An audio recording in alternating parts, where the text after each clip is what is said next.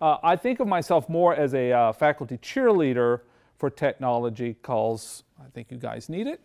And I think actually the faculty need more cheerleaders. But that's what I do. I'd like to talk to you today. There's lots of things to talk to you about, but what I want to talk to you is this gap that I see. It's not quite big enough to be, I don't know if you remember the book Future Shock, where the gap is so big that it freaks people out. But I think there's a gap between the kinds of pedagogies that we would like to see professors and you using and what technology can do for that. And I see the technology people who know so much who are trying to reach in and help.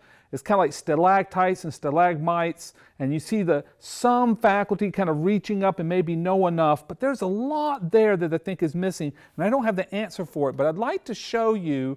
I'm submitting a paper in the International Conference for Math Education on this as a longer version of this. I get more than 10 minutes to talk at least.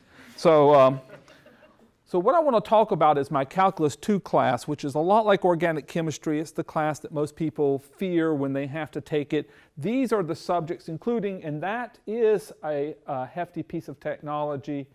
I just wanted to show you examples of each one. Now, it's always fun to show a bunch of symbols and you go, oh, I can't do that. But it's actually quite easy. This is where we talk about what a logarithm is, techniques for integration. How many of you had Calculus 2? Okay, so you know what I'm talking about. I'm sure you remember this by heart. Geometric series, so when people talk about exponential growth and such, they actually mean this, so you know the politicians never don't mean this. And the great stuff. And then Wolfram's Mathematica, I think a couple of you have helped me with that. But that's not what I want to talk about. What I want to talk about is my journey of deciding that I was tired of doing what I'm doing right now, and that's getting up and lecturing. I love to lecture. Not quite as tall as some of us, not as good looking as full of a beard, but I got the gray, so I've got that gravitas, but I like to talk about what I know, right? But it turns out my students weren't learning near as much as they ought to, and I don't understand it, and I think it may be that lecturing is not the best way to go about it. So I went to Catalyst, I went to TLT, I built a team, my team helped me, and it turns out there's a lot of things to think about before you build a course. So I started from scratch. The first one was Fink right off the bat came up with pointed out that foundational knowledge is the things I listed, but there's all these other things that we're trying to teach in the class. And I'm like, what? So not only am I supposed to be teaching those, I'm supposed to be assessing those to actually say, hey, look, I'm teaching it. Okay, so that was that. And of course his name is Fink because that really messed me up. Now, go to Carnegie Mellon and they have 2 lists for us. They have a list of the principles of what it takes for students to learn. And of course I've shortened this, but guess what? What they knew before they walked into class matters. Who would have thunk, right? But professors love to pretend that they know everything they're supposed to know before they walk in, which is a lie, right? How we organize it, how we motivate them, how we build upon them. But some of the things that are really important is that learning requires breaking things up into pieces that they can swallow, put them in the order that makes sense, and then giving them goals that they can achieve, and then giving immediate feedback that they've achieved or haven't achieved it, and telling them what they need to do to keep going. Now, some people call that hand-holding, but hand-holding is, well, maybe it is hand-holding, but hand-holding teaches. So I thought, okay, I can hold hands. Look at these hands. I'll hold hands. That's good. All right? Now, they also have a list about teaching. Know who your students are. Now, these, turns out Elon pushes these a lot. Know your students' names. But not just their names, but who are they? Where are they coming from? What kind of backgrounds do they have? It matters. What's motivating them? Why are they in your class? Prioritize how your curriculum's working so that you can make arguments as to why you're doing next and why you're doing next, other than just doing that what your mama told you because I told you so, right? It doesn't work with students. So I've got all this in my mind, I'm ready to go. No, I'm not quite ready to go, because Chickering and Gamson back in '87, now a lot of you, if you don't know this material by name, you know it by Elon Hart, because most of these drive what Elon is, if you just read them. Right? Encourage active learning. engagement between students and faculty, right? Get students to work. This is called group work, right? Prompt feedback. We fail on this one. We fail on this one. You get your homework back 2 weeks later. That's not prompt feedback, right? Emphasizing spend on time. It's not good enough to say, look, you got to go home and work more or work harder. They need help. We all need help knowing what to work on and how much should I expect to have to work before I'm done. And the rest, right? And again, know your students and know where their talents are and work with each student according to where they're at. All right, so how do I handle that? Well, I picked up something with my esteemed team, my Moodle team. Sarah, Michael, and I went, and I invented this on my own, I will say, but then I saw the name I was calling it HyperFlipped, but it turns out the guys, Bergman and Sams, invented this actual particular form of flipping, and this is actually the picture that seems everybody uses, and this is the flipping that they actually use in their classes. So back in 2004, when flipping became popular, this was it. And the idea is that you make things in chunks that students can understand, you synthesize it down and get it just right so you actually understand what you're doing. You're not just telling a story, you're telling you know the chapters of your story. You've got it tight. And you tell your stories in some ways. You have your students working on it. You have immediate feedback when they do it. You have ways of applying it because it's not good enough to just do this and do that, but actually see how it's used. And then on that one piece, you expect mastery. Though I don't like the word mastery, I like proficiency. Mastery is a little too far, right? It's a little too far. I use proficiency. I call all of this familiarity in the proficiency. But look, if they don't pass it, they take it again. You drop the stakes. We see from MRI scans that when students take math or physics, it's much worse than when they're taking other tests. They go into fight or flight mode, and you all know it, even those who've had calculus. Fight or flight mode, right? And I've seen kind of both, but we won't talk about that.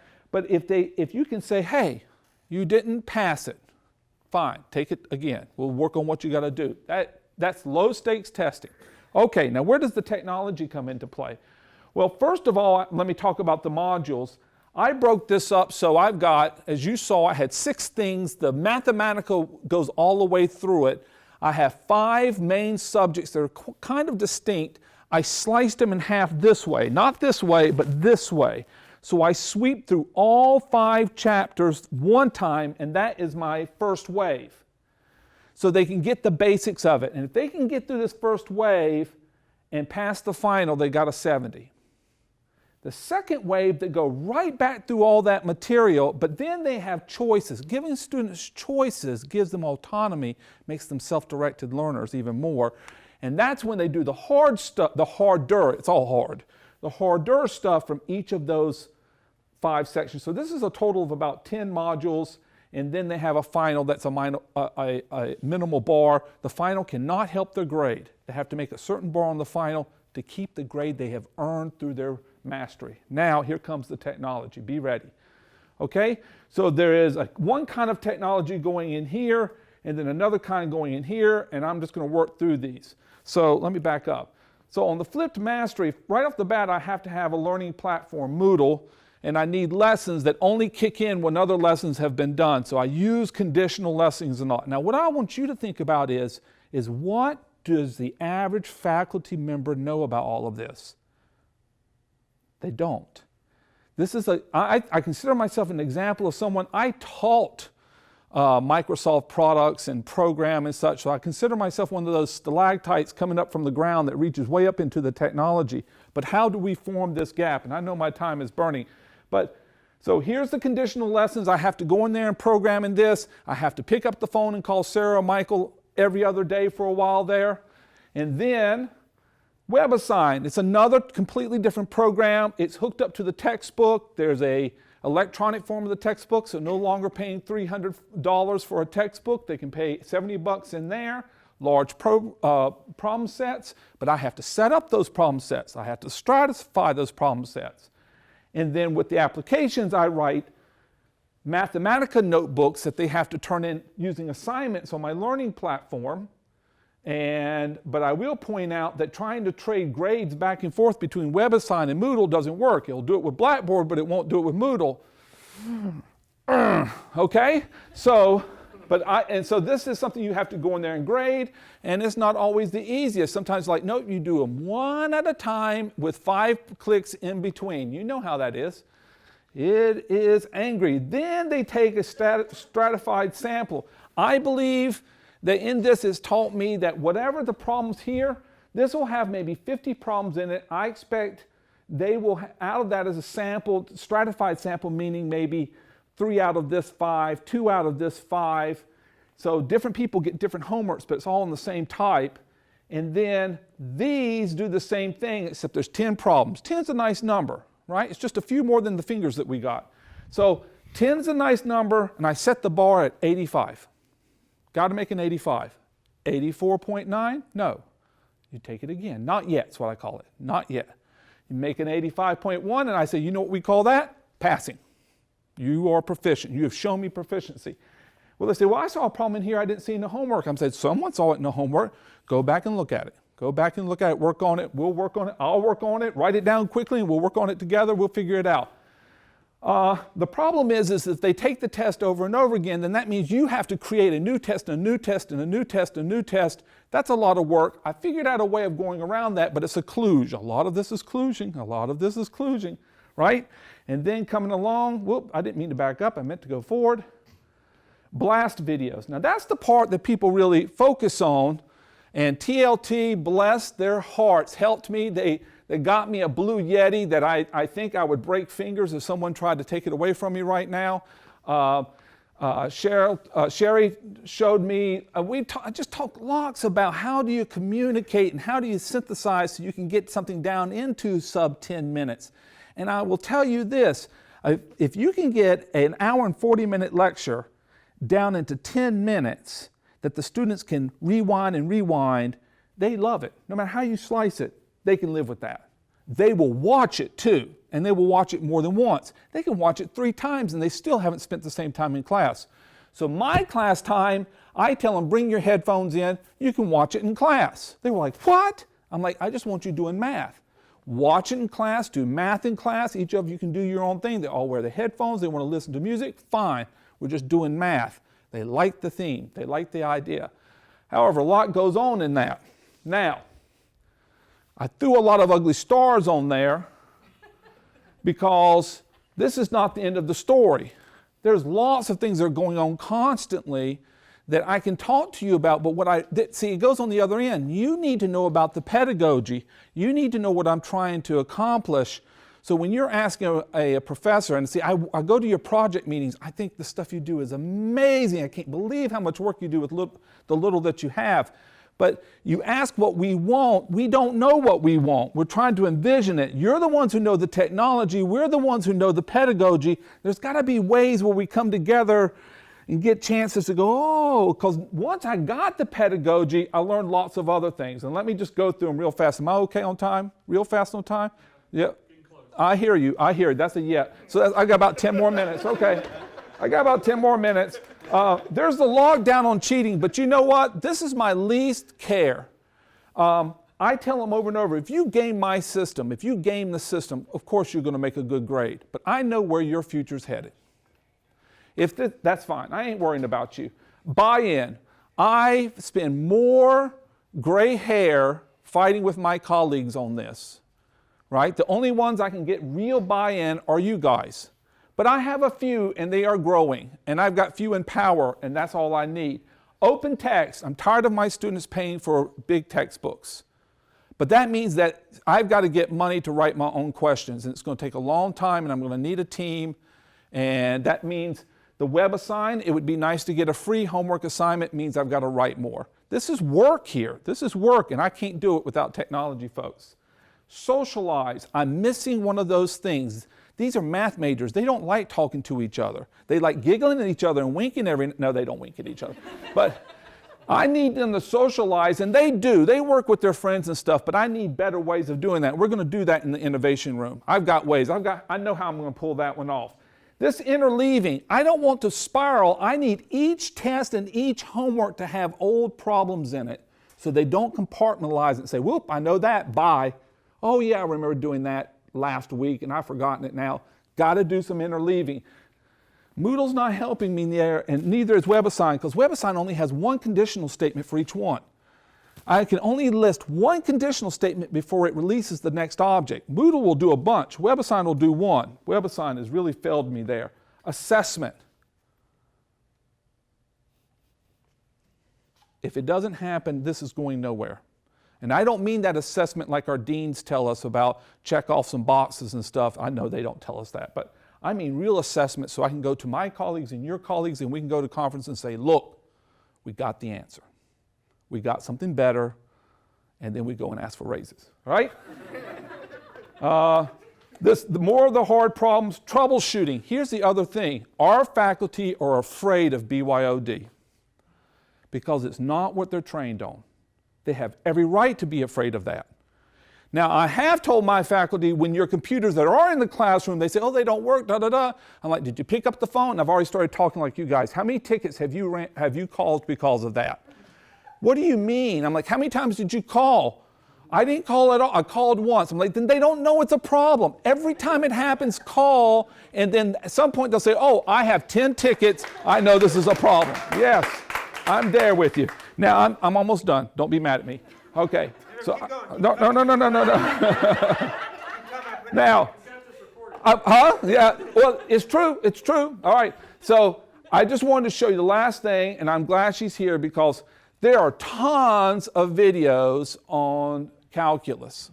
And this is just one problem, finding the area between two curves, which is a big deal because this is how, like in economics, you find deficits, or what's the other word other than deficit? When you have too much.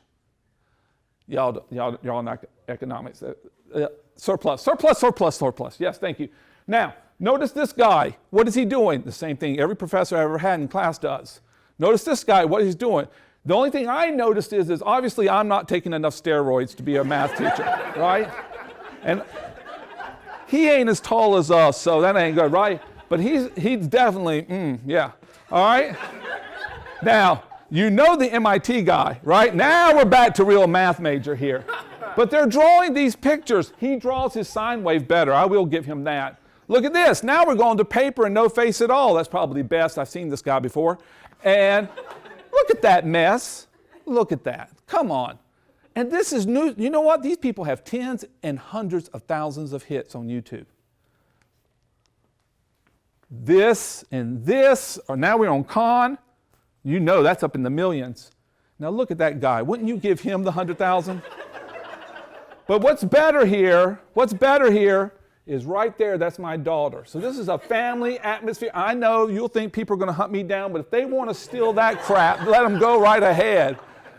I got insurance on it. I could use some replacements, except for my daughter. They're dead then, right? But I'm talking to them like a real person, and I'm using the Mathematica so they can see how it, I don't need a pencil to draw pictures. I'm going to give them the tools where they can draw the same pictures I can draw, and then when I'm done, they can program it. Now, not all that, but some of this stuff is not written in chicken scratch.